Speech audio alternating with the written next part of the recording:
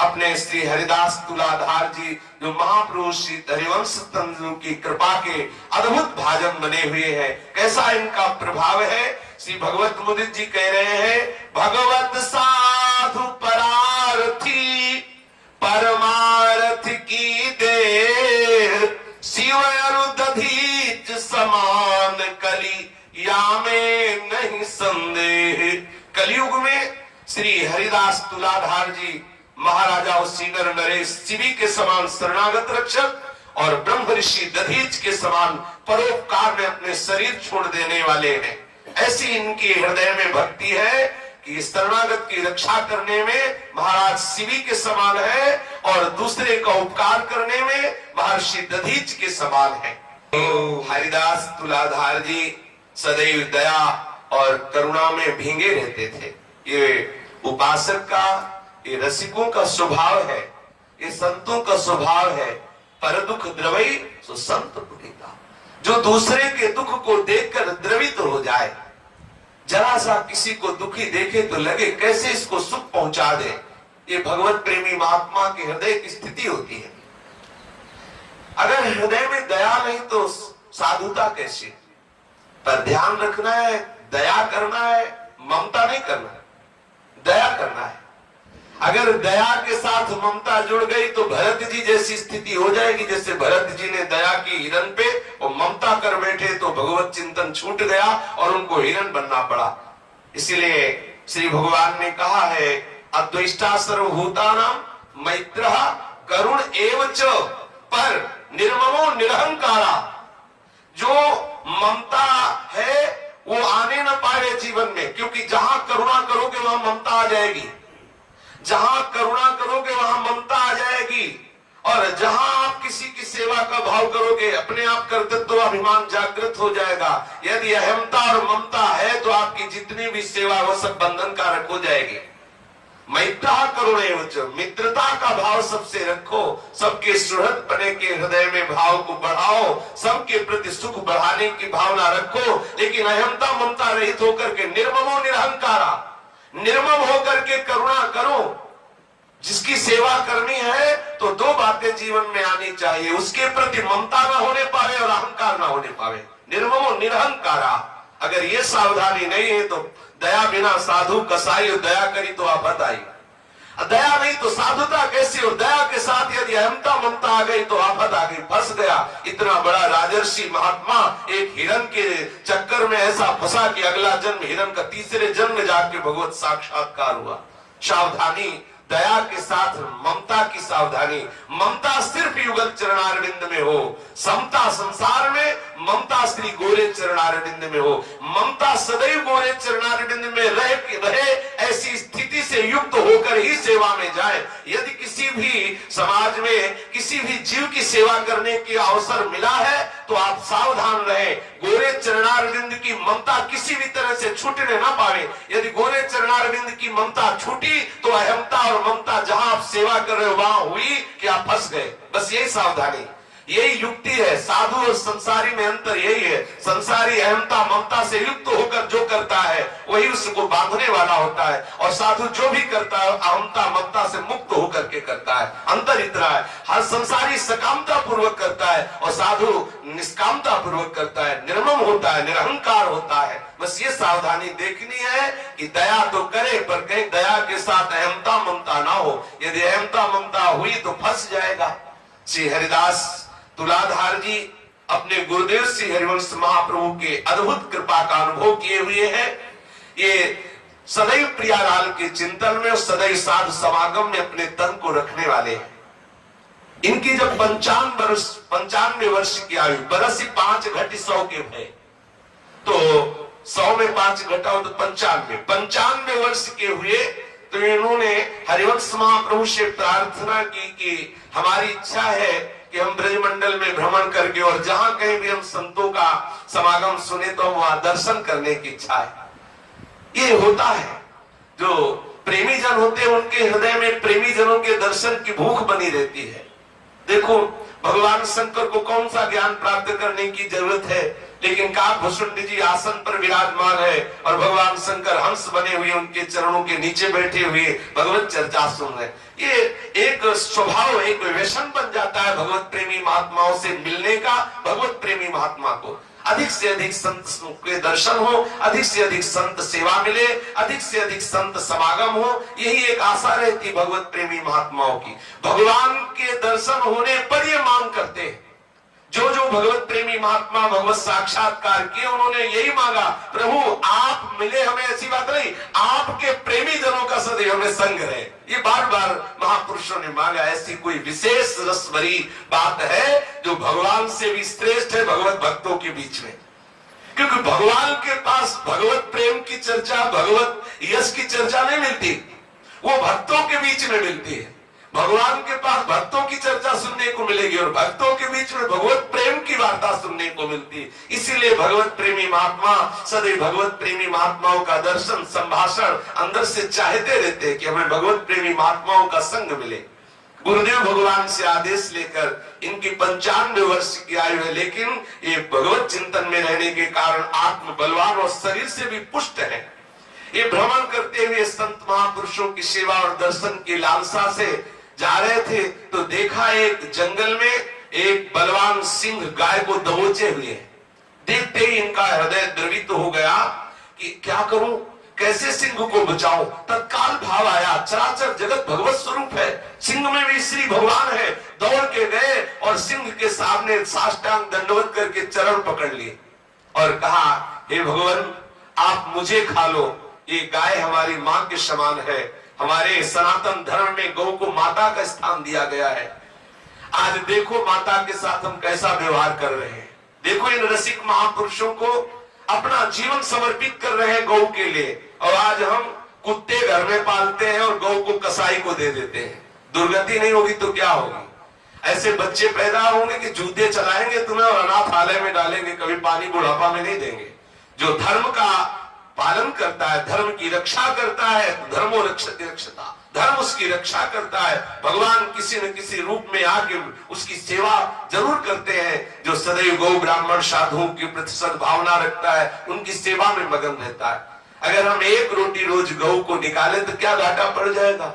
अगर हम एक गाय अपने घर में रखकर उसकी सेवा करें तो ठाकुर सेवा के लिए दूध, ठाकुर सेवा के लिए दही, कितनी पवित्र वस्तुएं, गौ के दूध के समान, गौ के दही के समान, गाय के घी के समान, जहां कहीं पवित्र भाव होते हैं वहां ये जरूर मंगाए जाते हैं। श्री जी का भी अभिषेक करना, बोले गाय का दूध लाना, गाय का घी लाना, गाय का दही लाना।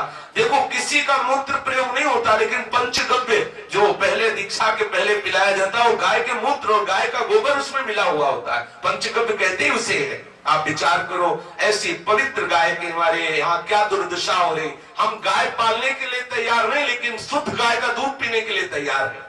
अगर गाय वृद्ध हो गई है तो हम उसे छोड़ देते हैं, उसे समय से चारा नहीं देते, और अगर कहीं अवसर मिला तो हम खुद ऐसे लोगों को बेच देते हैं जो कसाईयों के हाथ में दे देते हैं जाके। क्या होगा? सर्वखिल लोग चूड़ामणि श्री गोविंद भगवान देख रहे हैं कि आप गौ के साथ क्या बर्ताव कर रहे हैं। अगर एक घर में गाय पाल ले तो आप गाय का आशीर्वाद दें।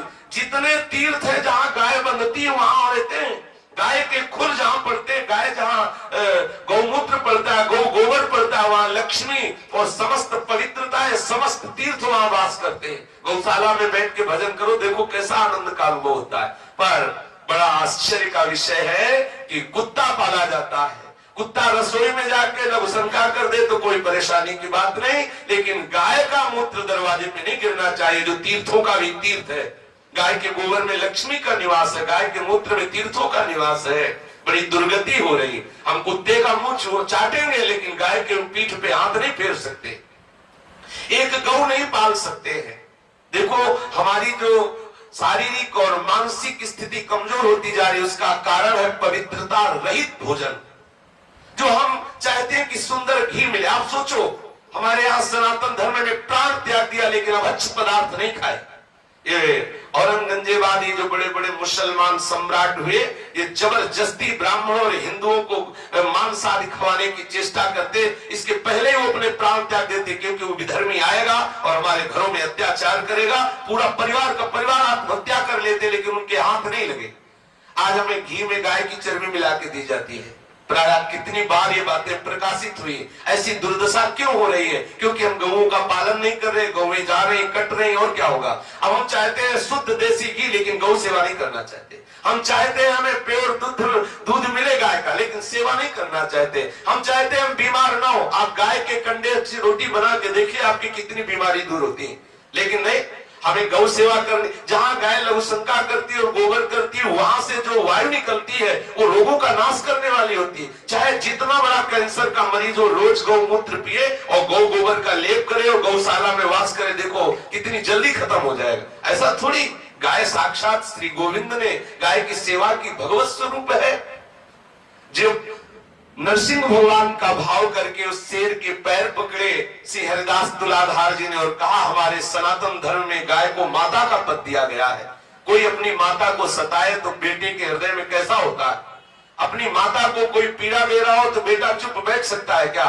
आज हमारे सनातन धर्म के जितने बेटे हैं सब मौज मस्ती से घूम रहे। हमारी माता को रास्ते में बांध दिया जाता है, कितना कष्ट दिया जाता है। अरे हमें एक दिखाया था वो दृश्य कि गौओं को खौलते हुए हौद में बंद किया जाता है, खौलते हुए पानी में, क्योंकि उनका चमड़ा जितना नरम होगा उतने ही उनको सुविधा रहेगी। जो भी भगवान लीला हो दिखाया, कैसे कैसे सताया जाता है गौओं को। श्री हरिदास तोमर जी, ये तुलाधार जी गौ को जरा सा कष्ट में देख करके चरणों में लौट गए और कहा, मुझे खा लो लेकिन मेरी गाय को नहीं, गाय को छोड़ दो, मुझे खा लो। यद्यपि श्री भगवान ही उनकी ये परीक्षा कर रहे थे। लीला विनोद होता है भगवान का।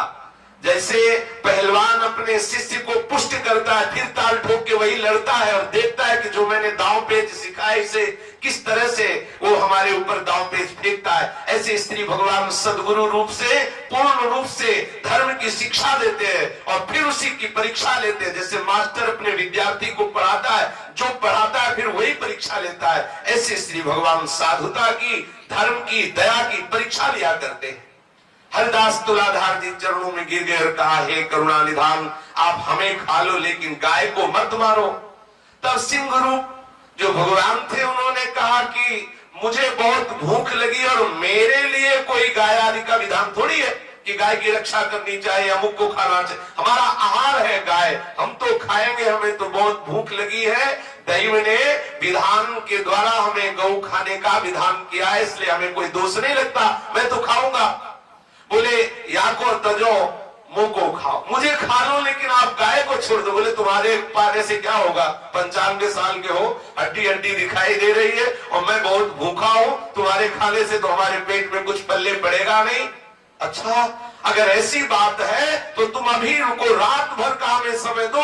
हमारा पुत्र बहुत जवान है और बलवान है और शरीर में बहुत मांस है, हम उसको लिवा के लाते हैं, हमको दोनों को खा लो लेकिन गाय को छोड़ दो। बाह वचन दे गयो छुड़ाई, मैं तुम्हें वचन देता हूं, आप गौ को छोड़ दो, मैं अभी अपने बेटे को लिवा के लाता हूं, आप हम दोनों को पा लीजिए। रात बीच की अवधि दृढ़ाई, केवल रात्रि भर का हमें अवसर दे दो। सिंह ने सर हिला दिया, ठीक है, हम रात्रि भर इंतजार करते हैं, पर गाय रहेगी हमारे सामने ही। जब आप अपने बेटे को लिवा के आओगे तब हम गाय को छोड़ देंगे। भागते हुए हरिदास जी 95 वर्ष की आयु के हैं, भागते हुए अपने घर आए और अपने पत्नी और पुत्र से कहा कि हम एक वचन दे आए हैं। जंगल में सिंह एक गाय को पकड़ करके बलात् उसे खाने की चेष्टा कर रहा था। हम वचन दे आए कि हम अपने पुत्र को लेके आ रहे, तुम गाय को छोड़ दो। जे ही पुत्र ने सुना तो पिता वचन सुन सुत सुख पायो। ये देखो, यह है भक्त की संतान का स्वरूप कि हृदय में ऐसी शीतलता हुई जैसे कोई राज तिलक देने की बात करके आया हो।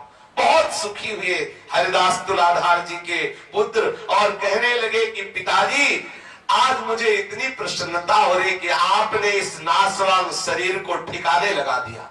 गौ रक्षा के लिए हमारा शरीर ये सिंह के पेट में जाएगा, हमें अपार प्रसन्नता हो रही, मुझे बहुत सुख मिला।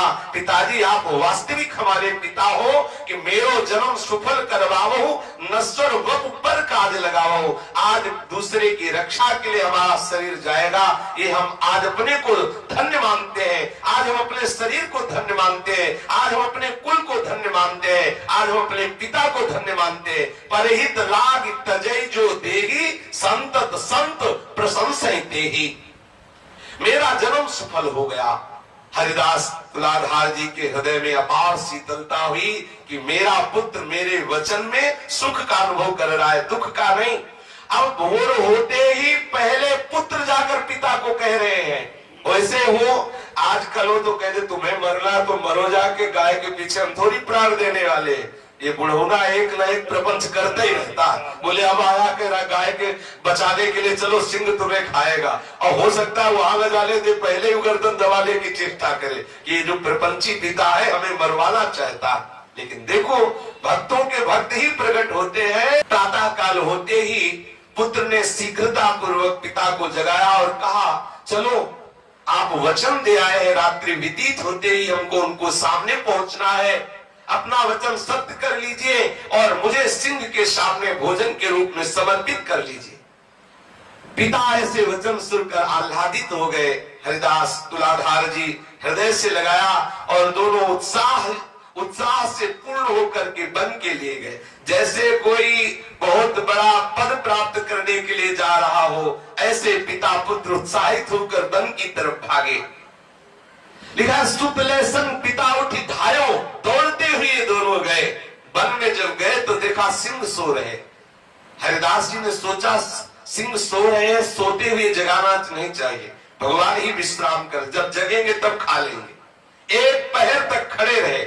ये भी एक परीक्षा है, परहित की भावना ये भी कि जगा के नहीं, जब जगेंगे अपने आप तब हमारा बाल भोग कर लेंगे, अभी हमें जगाने की जरूरत नहीं। वन में सिंह सो तो पायो, तो पहर एक लो सोयो नाहर, तब लो दो ठाड़े ती ठाहर। हाथ जोड़े दोनों महान भक्त खड़े रहे।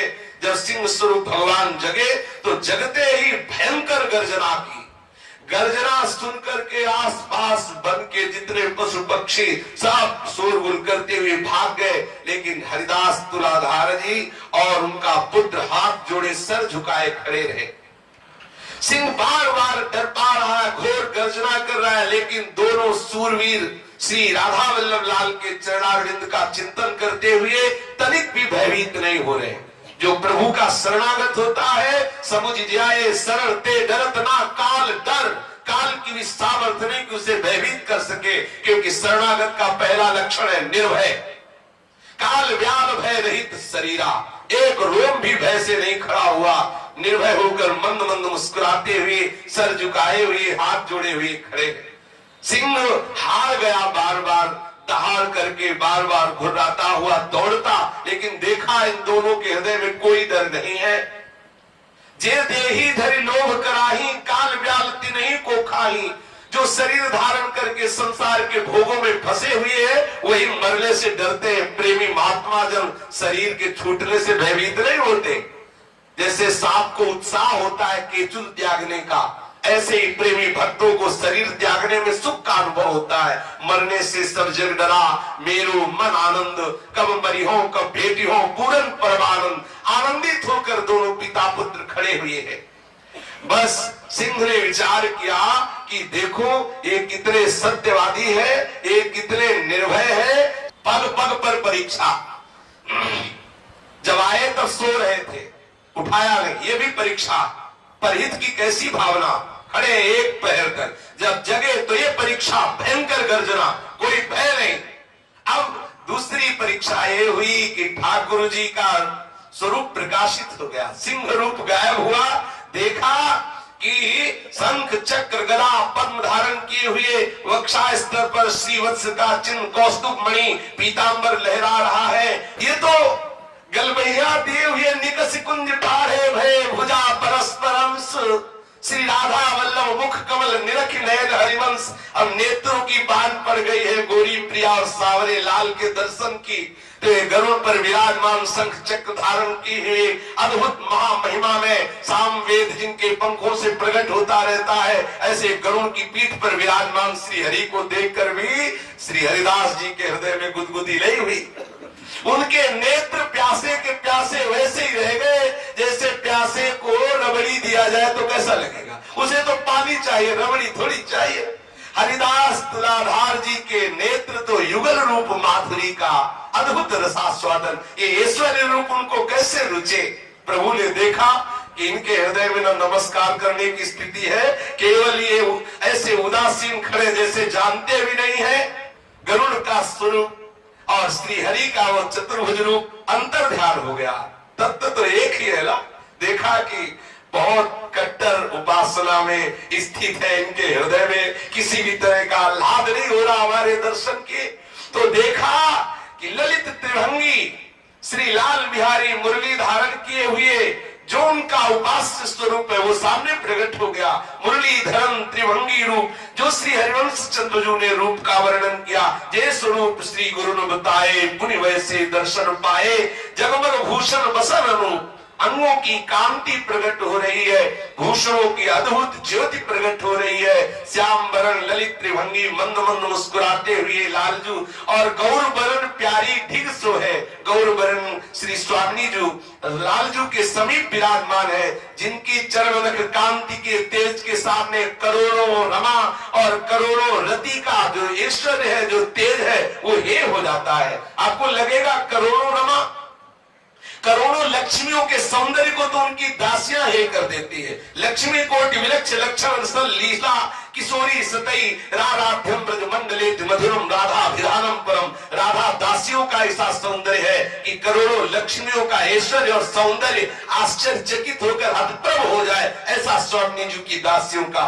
ऐसी श्री स्वामिनी जी अपनी बाह पधराए हुए ललित त्रिभंगी श्री लाल जी की बाह, ऐसा स्वरूप गलबैया देवी युगल का जब दर्शन किया, ऐसा देखते ही दौड़ पड़े। हाँ, युगल सरकार चरणों में लौट गए। युगल की मुख का अद्भुत मुखारविंद का जो प्रेम में स्वरूप प्रकाशित हो रहा है, दर्शन करके हरिदास तुलाधार जी के हृदय में अद्भुत आनंद, नेत्रों से अश्रु, शरीर रोमांच बार बार श्री चरणों में लौट रहे हैं। प्रभु रीझ गए श्री हरिदास तुलाधार जी पर। भांति अनन्य करो निहिकाम, फिर यही हो वृंदावन धाम।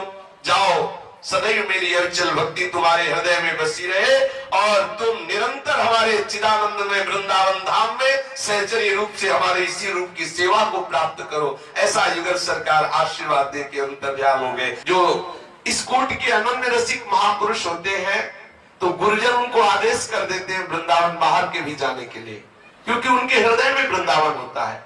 हरिदास तुलाधार जी को ऐसी स्थिति प्राप्त थी कि जिधर दृष्टि डालते श्यामा श्याम ही। तो हरिवंश महाप्रभु ने आदेश किया कि तुम विचरण करते हुए श्री राधा वल्लभ लाल के जस का गान करो। एक बार ये संत समागम करते हुए नीलाचल श्री जगन्नाथपुरी में ये गए। बड़ा ही रसिक मंडली का संग साथ लिए हुए, अद्भुत प्रभाव हरिदास तुलाधार जी का। तो जहां बैठते वहीं प्रियालाल के जस का गायन करते। इनके पास ठाकुर सेवा भी थी, रसिक जन इनको सदैव घेरे रहते थे। जब ये जगन्नाथपुरी में इनका प्रभाव फैला तो जगन्नाथ जी के जो पार्षद जन है वो रीझ कर इनको जगन्नाथ जी का प्रसाद देने के लिए आए। सेवा संग होती जो नीत की, तासो एक व्रति जो चित की, सदा 400 भोग लगावे, ता प्रसाद बिन और न पावे। ऐसे पुरुषोत्तम के धाम, सेवत दृढ़ मत श्यामा श्याम, पंडा अटका ले आवे, सिर धरि ले प्रसाद न पावे। ऐसी कट्टर अनन्यता कि श्री राधा वल्लभ लाल को अपने साथ ले गए थे। वहां रसिक मंडली के साथ राधा वल्लभ लाल जी की 8 पहर सेवा करते। जो राधा वल्लभ लाल जी को भोग लगाते वही प्रसाद पाते। जब जगन्नाथपुरी में एक वृंदावन से ऐसे भक्त आए हुए हैं ऐसा, तो वहां जो जगन्नाथपुरी के जगन्नाथ जी के सेवक पंडाजन थे वो महाप्रसाद लाकर इनको प्रदान किया। इन्होंने माथे पर चढ़ाया, साष्टांग दंडवत किया, प्रसाद को और विराजमान कर दिया, लेकिन पाया नहीं। तो लगा कि बाद में पालेंगे, लेकिन जब जब प्रसाद आता तब तब प्रणाम करते। प्रसाद की महिमा है कि मिलते ही उसको मुख में डालना चाहिए, चाहे एक दाना डाले तुरंत डालना चाहिए। प्रसाद का सम्मान होता है, अगर बिना पाए प्रसाद को रख दे अपराध माना जाता है, और ये प्रसाद को नहीं पाते। तो अब तो घर घर सब जन दुखे, अपराधी माने भय रूखे। घर घर ये बात फैलने लगी कि वृंदावन से अपने को बड़ा रसिक मानते हैं, आए हुए हैं, और इतने तेजस्वी थे कि कोई कह नहीं सकता था। भगवत साक्षात्कार किए हुए महापुरुष प्रिया प्रीतम के प्रेम रंग में रंगे हुए, लेकिन सबके मन में बात फैल गई कि है बड़े अपराधी, श्री जगन्नाथ जी के प्रसाद को नहीं पाते हैं। पता नहीं कौन सी भक्ति करते हैं, क्या जगन्नाथ जी श्री कृष्ण नहीं है क्या? अगर वृंदावन से आए हैं तो श्री कृष्ण ही तो जगन्नाथ है, उनका प्रसाद क्यों नहीं पाते? तब तो घर घर सब जन दुखे, अपराधी माने भय रूखे। इन कई प्रभु पे आज्ञा लेहु, ठाकुर कहे दोष तब देहु। मुदरथ तिहि दिन तहां सुबाए, तासो जगन्नाथ बतराए। ये बात जगन्नाथपुरी के राजा के पास पहुंची कि वृंदावन से रसिक मंडली आई हुई है, उनमें जो श्री हरिदास तुलाधार जी हैं वो सब रसिक मंडली के सहित एक भारी अपराध कर रहे हैं नीलाचल प्रदेश जगन्नाथपुरी में, कि जगन्नाथ जी के प्रसाद का अपमान किया, उन्होंने प्रसाद पाया नहीं। यद्यपि वो प्रणाम करके साष्टांग दंडवत करके प्रसाद पधरा देते, पर वो जिभ्या पे नहीं रखते। सबने बात शिकायत की राजा से कि इनका विरोध किया जाए, इनको जगन्नाथपुरी से बाहर किया जाए, क्योंकि प्रसाद का सारा जगत हाथ पसारता है, जगन्नाथ का भात और जगत पसारे हाथ, और ये इतने रसिक अनन्य हो गए कि प्रसाद नहीं पाते हैं तो श्री कृष्ण ही। भाई राजा ने कहा ऐसे तेजस्वी पुरुष है कि कोई अपराध न बन जाए, कहीं इनसे कुछ ऐसा करो कि पहले जगन्नाथ जी के मंदिर में रात में सुवाओ। पहले ऐसा होता था, कोई बात जाननी होती तो जगन्नाथ जी स्वप्न में उसे बताते थे। तो विशेष जो प्रधान सेवक थे जगन्नाथ जी के, उनको रात में सुवाया गया। राजा ने प्रार्थना की कि हे जगन्नाथ जी, आप ये बताओ कि अगर वो अपराध कर रहे हो तो फिर हम लोग कदम उठाएं उनके प्रति। आपका अपराध होने के कारण जगन्नाथपुरी से उनको बाहर निकाल देंगे। ऐसा क्या कि जगन्नाथ जी का प्रसाद न पाया जाए। तो मुदरथ तिहि दिन तहां सुवाए, तासो जगन्नाथ बतराए। सब अवतारनी के है अंशी, जुगल किशोर धरे कर बंसी। श्री वृंदावन कुंज बिहारी, वैभव कमलापति ते भारी। तिनकी सेवा विषय परायण, जिन्हीं ते हम रमान रायण। उनको महा प्रसाद ही लेत, आहे अनन्य दोष कत देत। जे नर कुल वर्णाश्रम मानी, मम प्रसाद में करत गलानी। अपरस परस विचारी जो त्यागत, तिन्हि महा अपराध जुलागत। श्री भगवान जगन्नाथ जी उस प्रधान पंडा के स्वप्न में प्रकट हुए और बोले, देखो हमारा मूल स्वरूप नवनिवृत्त निकुंज में विराजमान है। नवनिवृत्त निकुंज विलासी ही श्री नंद नंदन के रूप में ब्रज में प्रकट हुए। जो भगवान नारायण ब्रज में प्रकट हुए, नारायण जो वसुदेव जी लाए, वो यहाँ मिले आकर निकुंज के ठाकुर में। दो अवतारों का स्वरूप वर्णन किया है प्रेमी महापुरुषों ने कि निकुंज से इधर ठाकुर जी आए, आनंदाज नंद के द्वार, दास अनन्य भजन रस कारण प्रगटे लाल मनोहर ग्वाल। जो हमारे लालजू महाराज नवनिवृत्त निकुंज के हैं, वो अंश स्वरूप से आए और इधर भगवान नारायण को वसुदेव गोद में लेकर के आए, और वो जो भगवान बाल रूप आए वो हमारे प्रेम स्वरूप ब्रजेंद्र नंदन के रूप में जो विराजमान निकुंज के ठाकुर है उन्हीं में वो लीन हो गए। तो दो लीलाएं भी देखी गई, एक ईश्वरी की लीला देखी गई, एक प्रेम की लीला देखी गई। तो भगवान जगन्नाथ जी ने कहा कि देखो हमारे मूल जो है वो श्री ठाकुर जी बिहारी जी महाराज जो निकुंज के ठाकुर हैं वही हमारे मूल, उन्हीं के अंश से प्रकट। और दूसरी बात यह है कि अगर आप हमें मानते हो कि श्री कृष्ण ही है, तो हम भी जिनके अधरामृत पान के लिए ललचाते रहते हैं वो प्यारी जी है। जो श्री स्वामिनी लाडली जो है उनके अधर का पान करने के लिए हमारे हृदय में भी प्रबल लालसा। और ये राधा चरणारविंद के राधा उच्छिष्टामृत के रसिक जन है, जहां लाडली जो विराजमान नहीं हुआ है जूठन नहीं पा सकते, इसलिए इनको कोई अपराध नहीं। जगन्नाथ जी में श्री जगन्नाथ ठाकुर जी, श्री बलभद्र ठाकुर जी और श्री सुभद्रा जी विराजमान। हमारी रसिक के प्राण पोषण करने वाली लाडली जी तो विराजमान है नहीं ना, और जहां श्री जी का भोग नहीं लगता वहां रसिक जन नहीं पाते। और ये वृंदावन रस रीति की बात स्वयं जगन्नाथ जी ने कही कि जो अपरस परस विचार करके हमारे प्रसाद को त्यागता है, जो जाति पक्ष में ब्राह्मणादि का अभिमान करके हमारे प्रसाद को त्यागता है, उसका नाश हो जाता है, वो महापराध लगता है। लेकिन ये राधा चरण उपासी, ये लाडली जी का उच्छिष्ट पाने वाले जो रसिक जन है ये नहीं पाते हैं, इनके लिए कोई अपराध नहीं है, इनको कुछ मत कहिएगा। इनके सर्वसु इष्ट प्रसाद, ये अनन्य को करहु न बाद। इक रस इष्ट भक्ति नित साध, तिनकी गति मति रति जो अगाध। ये सदैव श्री राधा किशोरी के चरणारविंद की प्रधानता लेकर युगल की उपासना करते हैं। तो जहां राधा श्री लाडली जी का भोग नहीं लगता वहां हमारे रसिक महापुरुष वृंदावन नित्य विहार के उपासक पा ही नहीं सकते।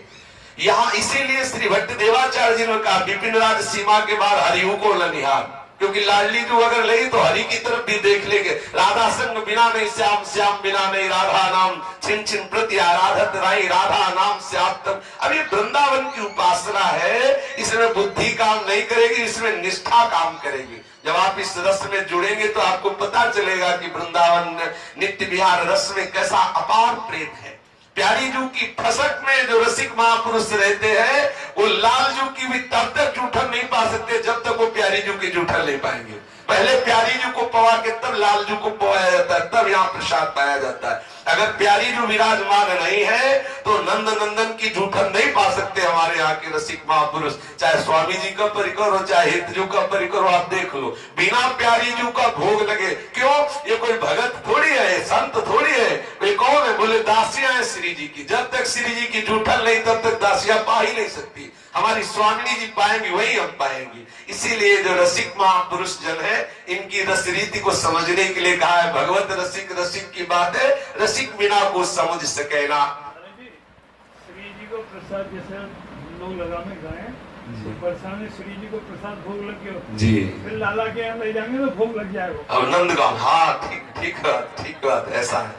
तो ऐसे जगन्नाथ जो कहो सबनी सुन्यो मन अचरज ले हो, तब ते इनको मानी अनन्य कहत भय सब ही धन्य धन्य। जगन्नाथ जी ने कहा इनके प्रति कोई भी दोष बुद्धि मत करना।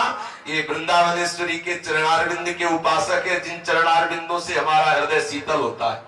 वृंदावनेश्वरी तवै पदारविंदम प्रेमामृतैक मकरंद रसोग पूर्णम हृदयर्पितम मधुपते स्मरतापम उग्रम निर्वापयत परम शीतलमाश्रयामि। जगन्नाथ जी का जो प्रेम विगलित स्वरूप है वो यही वृंदावन की रस कथा सुन के है, ब्रज रस कथा सुन करके है। तो ब्रजेश्वरी श्री लाडली जो महाराज के चरणारविंद की, निकुंजेश्वरी श्री राधा किशोरी के चरणारविंद की उपासना करने वाले रसिक जन है, इनके प्रति कोई भी दोष बुद्धि ना करे, ना इनके ऊपर शासन किया जाए कि प्रसाद पाए ही, किसी भी तरह का इनके प्रति अपराध बुद्धि न रखा जाए, ऐसा जगन्नाथ जी ने आदेश किया। स्वप्न का सारा जो विवरण है राजा को बताया। राजा ने सब लोगों के ऊपर आदेश कर दिया कि वृंदावन के रसिक अनन्य है, इनको प्रणाम करो, इन पे दोष दृष्टि न करना। तब तय इनको माने अनन्य, कहा तो भय सब धन ही धन्य धन्य हो इन वृंदावन के रसिकों की महिमा। जगन्नाथ यह आयुष दीनो, संत महंतनि सब सुनि लीनो, दोष भाव तजी कियो स्नेह, इष्ट प्रसाद अनन्य अछेह। सब संत महंतों ने श्री हरिदास तुलाधार जी के आके दर्शन किए कि ऐसे वृंदावन के रसिक अनन्य तो बिरले ही जन होते हैं। भगवान जगन्नाथ जी ने भी श्री हरिदास तुलाधार जी को आशीर्वाद दिया। देखो अपने भाव में रहोगे ना तो प्रभु अवश्य आप पर कृपा करेंगे। कोई अपराध नहीं लगता यदि आप अपनी निष्ठा में रहे। तिन्ही की विभूति सब माने, यो विचरत उर और न आने। जगन्नाथ जी में यश फैल रहा। श्री हरिदास तुलाधार जी का देव बहुत बड़ा ज्योतिषाचार्य थे, वो आए और कहा कि आप बड़े अनन्य बनते हो, हम आपको आपकी कुंडली बताना चाहते। भाग्य रेखा भी वो मस्तक रेख देख के पढ़ लेते थे। उन्होंने कहा आपकी अनन्यता क्या काम करेगी, आप 2 दिन में मरने वाले हो, आप वृंदावन के अनन्य हो, राधा वल्लभ लाल के अनन्य हो, 2 दिन में आपके प्राण निकलने वाले हैं। हमारी ज्योतिष कहती 2 दिन में मर जाओगे। आप 95 वर्ष के तो थे ही जब यहाँ से गए थे, तो बोले आपकी आयु पूर्ण 2 दिन रह गया। उन्होंने कहा ऐसा कैसे हो सकता है, एक समय पूरब में रहे, दिन द्वय आयु ज्योतिषी कहे। उन्होंने कहा ऐसा नहीं हो सकता, हमारी निष्ठा है श्रीधाम वृंदावन के प्रति, काल की भी ताकत नहीं को हमारे यहाँ प्राण ले सके। ज्योतिषी ने कहा पुरुषोत्तम धाम है, यहाँ पधारोगे तो भगवान के धाम ही जाओगे, और रास्ते में कहीं मर गए तो समझ लो आप ना वृंदावन के रहोगे ना नीलाचल धाम के रहोगे। इसलिए यही अपने प्राण त्यागो, 2 दिन रह गए हैं। देह कष्ट हूँ पावत भई, निष्ठा वृंदावन तनुमयी, वेदन कही नारिका छूटी, बानी बुद्धिष्ट सो झूठी। लोग कहे पुरुषोत्तम धाम, देह तजो हिया सुख विश्राम। एक दिन तो वार्ता में व्यतीत हो गया, दूसरे दिन वैद्य ने नाड़ी पकड़ी, बोले इनकी नाड़ी छूट रही है। अरे इनका तो मृत्यु का समय हो, बिल्कुल ठीक विचार करके कहा था कि दूसरे दिन तुम्हारी मृत्यु हो जाएगी। अब तो इनकी बुद्धि श्री श्यामा श्याम के चरणारविंद में लगी। इन्होंने कहा कि मैं किंचित मात्र भय से युक्त नहीं हूं, लेकिन मैं बार बार कहता हूं मेरे प्राण वृंदावन धाम में निकलेंगे, मुझे यहाँ से ले चलो, यहाँ मेरा शरीर छूट ही नहीं सकता। लोगों ने कहा क्यों हट कर रहे हो, देह तजो यहाँ सुख विश्राम। लोग कहे पुरुषोत्तम धाम, अरे पुरुषोत्तम भगवान श्री जगन्नाथ जी का धाम, यहाँ शरीर छोड़ दो। लोग तरसते हैं यहाँ शरीर छोड़ने के लिए। उन्होंने कहा नहीं, ये बोले मेरे यह निश्चय, ये मम देह विपिन ही पहुँचे, वे विश्वास सुदृढ़ मन माही, ये तन अतन परन को नाय। मेरा शरीर छूट ही नहीं सकता। मैं घोषणा करके कहता हूं कि जब तक वृंदावन धाम नहीं मिलेगा तब तक मेरे प्राण नहीं निकल सकते। मुझे शीघ्र यहाँ से वृंदावन धाम पहुंचाया जाए। हरिदास तुलाधार जी ने कहा तो करिपाल की तहाते निक से, उत्सव बन में तन मन बिक से। बस पालकी मंगाई गई, हरिदास तुलाधार जी को उसमें विराजमान किया गया। हृदय में प्रियालाल का भावोत्सव चल रहा है और प्रगट में नाम कीर्तन, जय जय राधा वल्लभ श्री हरिवंश श्री वृंदावन श्री वंचन। रसिक जन नाम कीर्तन करते हुए चल रहे। जगन्नाथपुरी से वृंदावन धाम के लिए कोई सवारी साधन तो था नहीं। पालकी में उनको लिए हुए श्री राधा वल्लभ लाल जी का चरणामृत और राधा वल्लभ लाल जी का जूठन उनको मुख में डाल दिया जाता। कीर्तन नृत्य होते हुए 2 महीने में वृंदावन आए। 2 दिन में शरीर छूट, नाड़ी तो वही छूट गई थी जगन्नाथपुरी में, लेकिन प्राण नहीं निकले। बोले ज्यो ज्यो वृंदावन दिसियावे, त्यों त्यों तेज प्रताप ही पावे। जैसे जैसे वृंदावन के समीप आते जा रहे वैसे मुखमंडल पर अद्भुत तेज, श्री हरिदास तुलाधार जी के हृदय में अद्भुत प्रेम, मुख में तेज, सब प्रसन्न हो रहे हैं। बलिहारी इनकी निष्ठा, दिए दमा में पैज करी, आयो बन 2 मास, माया काल गिन्यो नहीं, कठिन समुझ नो गास। ऐसी प्रेम की डोर हृदय में बंधी, बड़ा कठिन है इस प्रेम की गांठ को समझना। निरंतर प्रियालाल के चिंतन में डूबे हुए, प्रियालाल का जस गाते हुए श्री जगन्नाथपुरी से 2 महीने में वृंदावन धाम आए। श्री राधा वल्लभ भजन वर, हित हरिवंश सुरीत, हरिदास परिकर मिले, जाके बल जग जीत। वृंदावन लाए, उनको सब गोद में लेकर के गए, श्री राधा वल्लभ लाल जी के दर्शन कराए, राधा वल्लभ लाल जी का चरणामृत, सब वृंदावन के रसिक महापुरुषों के बीच में हरिदास तुलाधार जी अपने इस शरीर को छोड़कर सहचरी स्वरूप से प्रियालाल के नवनिवृत्त निकुंज में गए। विदित आय पायो विपिन, भगवत ये जन धीर, साधु सभा देखत मिले, इष्ट ही छाड़ी शरीर। सब संत महात्माओं के बीच में श्री हरिदास तुलाधार जी ने अपने इस नाशवान शरीर का त्याग कर प्रिया सखी भाव से प्रिया प्रीतम की नित्य सेवा में चले गए। ऐसे रसिक अनन्य महापुरुष श्री हरिवंश महाप्रभु के कृपा प्रसाद से जो इतने रहस्यमय रस के ज्ञाता है, वो सब श्री लाडली लाल के चरणारविंद का प्रेम रस प्राप्त करके इसी जन्म में ऐसे अद्भुत सुख को, इसी जन्म में यदि आचार्य चरणों की कृपा का अनुभव हो तो यहाँ ऐसा सुख नहीं कि ध्यान में देखा जाता हो, इन्हीं नयनन सब सुख देखे, अपनो जन्म सुफल कर लेखे। पर बहुत कठिन बात है, कठिन है रसिक अनन्यता। रसिक अनन्यता बड़ा कठिन है। देखो नारायण प्रकट हुए तो उनको सुख नहीं मिला। अपने देखो कि छोटी सी बात में हर्षित हो जाएंगे हम, और वहां साक्षात वैकुंठनाथ विराजमान है, उनके हृदय में सुख नहीं हुआ। साक्षात प्रभु जगन्नाथ जी का प्रसाद जो समस्त लोकेश्वरों के द्वारा भी वंदनीय है, यह है रसिक अनन्यता।